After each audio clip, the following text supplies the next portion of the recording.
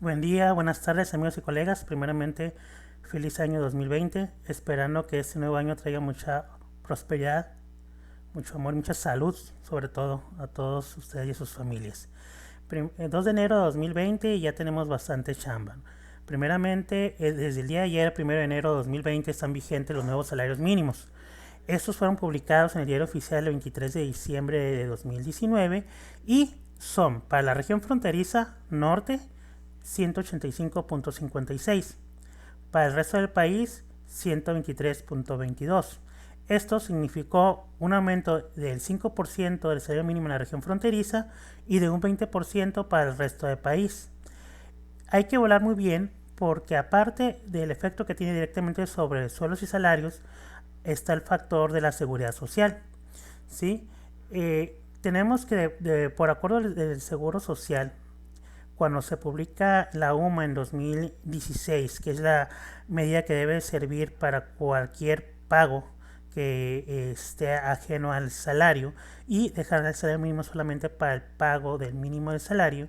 En el año 2017, específicamente en lo que fue el 25 de enero de 2017, por acuerdo técnico del Seguro Social, se destaca que para efectos de IMSS ningún trabajador puede estar cotizando con un valor inferior al salario mínimo general, claro, con lo que es las partes integrantes del salario mínimo, y nadie puede cotizar por arriba de las 25 UMAS. ¿Okay? Entonces, para efecto de lo mínimo sí se toma el salario mínimo, para efecto máximo se toma lo que es el valor de la UMA.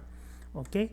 Y aquí hay que considerar que de acuerdo al artículo 27 de la Ley de Seguro Social, el salario se integra por los pagos hechos en efectivo, por cuota diaria, gratificaciones, prestaciones, alimentación, habitación, primas, comisiones, prestaciones, especies y cualquier otra cantidad o prestación que se entregue al trabajador. Por lo tanto, para efecto de la cotización del Seguro Social, el salario base de cotización es el salario mínimo general más la parte proporcional del aguinaldo más la parte proporcional de la prima vacacional en la mayoría de los casos. No va a haber empresas donde se otorguen otro tipo de prestaciones de forma permanente y eso se deben de integrar también al salario. ¿Ok? Entonces, eso también trae una consecuencia con lo que es el pago de cuotas, porque el artículo 36 del Seguro Social nos establece que corresponde al patrón pagar íntegramente la cuota señalada por los trabajadores en que estos perciban solamente como cuota diaria el salario mínimo. Entonces aquí tenemos dos efectos. Uno, que no puede ganar menos del salario mínimo para efectos del seguro social, ¿sí? Y que en caso de que ganara el salario mínimo, pues aparte tendría como consecuencia que el patrón absorbiera las cuotas obreras. Por lo tanto, la recomendación es pagar un poco más de lo que es el salario mínimo general. Una recomendación muy personal de un servidor es que en caso de la región fronteriza norte, donde el salario mínimo general 2020 es 185.56, se pagará mínimo 186 pesos. Y para el resto del país, que es el salario mínimo 123.22, es que se pagará 123.50. Ojo, eso hay que analizar muy bien con sus propios asesores fiscales, con sus contadores, ver la cuestión financiera cómo les va a afectar. Hay un patrón que hizo la pregunta y dice, oye, si yo pago un centavo más del salario mínimo, ya no tendría problemas para el facto de que yo tenga que pagar las cuotas obreras. Literalmente, un centavo más estás pagando más que el salario mínimo general y entonces ya no serías acreedor a responsabilidad de tener que absorber las cuotas obreras.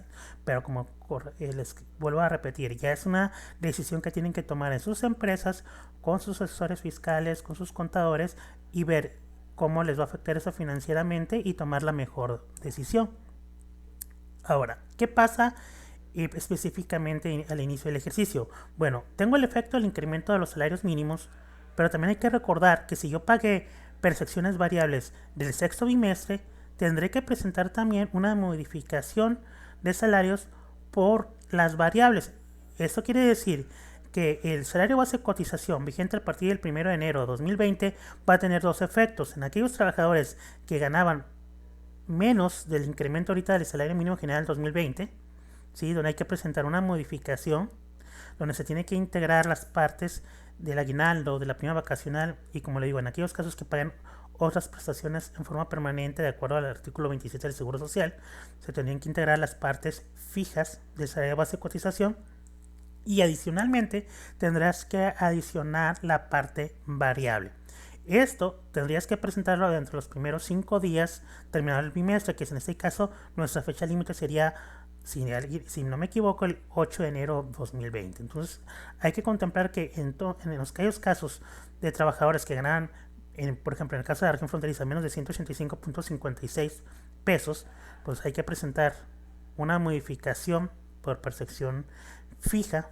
En el resto del país, si ganaran menos de 123.22, ¿sí? Con las partes integrantes del salario cuota fija, que sería la parte proporcional al aguinaldo, la parte proporcional a la prima vacacional, y adicionalmente sumarle lo que es las partes integrantes de las prestaciones variables del sexto bimestre, ¿sí? Y esto tomando en consideración también las prestaciones que tengan en sus empresas, porque las prestaciones de ley son 15 días de aguinaldo al año. Si tú pagas más de 15 días, tienes que considerar este efecto en la integración del salario. Y si pagas más de vacaciones o de su prima vacacional, esto también tiene un efecto en lo que es la integración del salario base de cotización. Bueno, aquí hay que ver una situación. El licenciado Pepe Soto es un reconocido especialista en el área de seguridad social y laboral. Hacía los comentarios de que de acuerdo al artículo 55 del reglamento del Seguro Social para la clasificación de empresas, recaudación y fiscalización, el famoso RASEN, su artículo 55, establece que el instituto va a aplicar de oficio aquellas modificaciones cuando sean consecuencia directa de incremento del salario mínimo, y se va a adicionar los porcentajes mínimos establecidos en la Ley Federal de Trabajo, es decir, los 15 días del aguinaldo y la parte de la prima vacacional, ¿sí? En aquel caso, cuando los incrementos sean superiores al salario mínimo o que tengan prestaciones diferentes, el patrón tendrá la obligación de presentar las modificaciones del salario. Ahora, hay un problema, porque en aquellos casos donde el incremento es, en primer lugar, por la modificación al salario mínimo y el Seguro Social lo aplica en forma automática o de oficio, podemos decir, si nosotros presentamos las modificaciones al salario ahorita en 2020, ¿sí? Probablemente nos vaya a generar un error de que ya hay una modificación de salario con la misma fecha, ¿sí? Entonces aquí tenemos dos situaciones con el cual podemos resolver esas situaciones. Este reconocido especialista en el área de seguridad social, el licenciado Pepe Soto, nos señala que podemos presentar una aclaración de movimientos afiliatorios, es decir, presentar un escrito libre donde vengan, entre otras cosas, nombre, la denominación social del patrón, ¿sí? El número de registro patronal, domicilio para recibir notificaciones, la ubicación del centro de trabajo, lugar y fecha en que se realiza la solicitud, motivo de la petición, es decir, ¿sabes qué?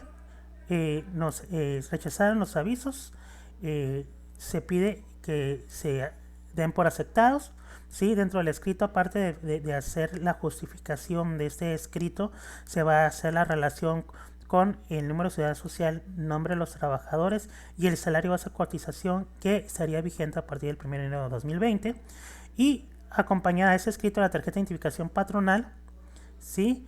La constancia del rechazo de los avisos por parte del ICSE, ¿sí? Y el archivo TXT que en teoría te debe generar tu sistema de nóminas y que utilizaste para presentar el aviso a través del ICSE, ahora en un USB junto con lo que es el escrito, esa documentación que ya se mencionó, y de preferencia llevar lo que es la copia del documento de la representación legal del representante legal si es persona moral.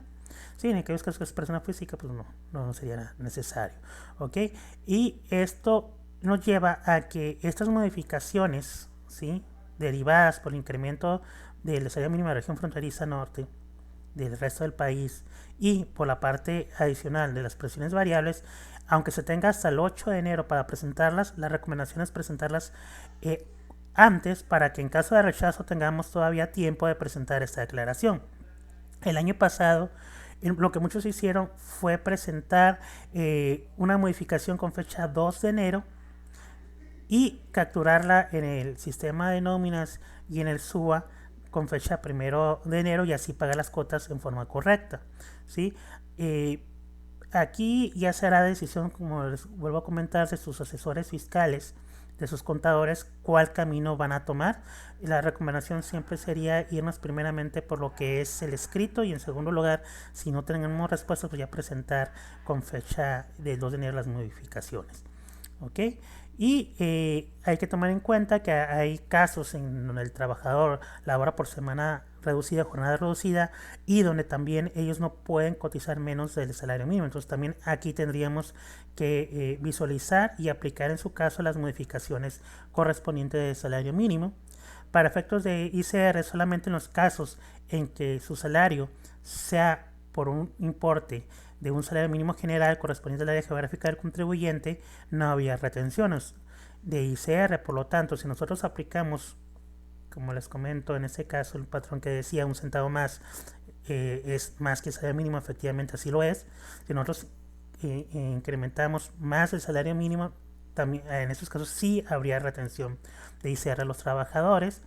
Para el caso del Infonavit, ellos manejan una unidad diferente, ellos manejan la unidad mixta Infonavit y que se calcula a lo que es en el mes de febrero, resultante de la comparación del incremento de la UMA con respecto al salario mínimo. Entonces tendríamos que esperarnos a que el Infonavit determine esa nueva unidad mixta de Infonavit una vez que se ha publicado la UMA para 2020. Que a darle seguimiento de aquí en adelante también es las adecuaciones en sus sistemas de nóminas para de esos parámetros para que se calculen en forma correcta las cuotas, y en su momento estar atentos a la publicación de lo que es la nueva parche para efectos del SUA. Esperando que la información sea de utilidad y que este nuevo año sea de lo mejor para todos. Que tengan un excelente día. Su amigo contador Daniel Sousa Vázquez.